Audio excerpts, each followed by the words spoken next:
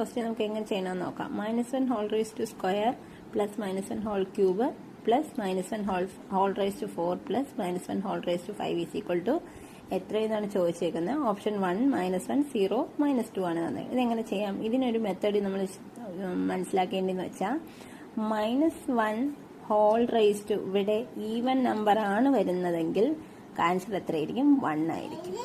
-1 whole raise to odd number ആണ് വരുന്നതെങ്കിൽ നമുക്ക് ഇവിടെ ഇതായിരിക്കും -1 ആയിരിക്കും. ഇത് ഓർത്തിരിക്കുക. ഇനി നമുക്കിത് അതുപോലെ ചെയ്യാൻ പറ്റും. -1 ഹോൾ സ്ക്വയറിന്റെ ഇപ്പോൾ നമുക്ക് ആൻസർ എത്ര വരും? 1 പ്ലസ് അടുത്ത -1 ക്യൂബ് ആകുമ്പോഴത്തേക്കും ഇവിടെ -1 ആയിരിക്കും.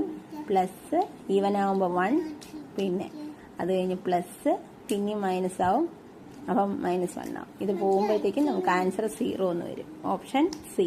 വീഡിയോ ഇഷ്ടമായി ലൈക്ക് ചെയ്യുക, സബ്സ്ക്രൈബ് ചെയ്യുക, ഷെയർ ചെയ്യുക.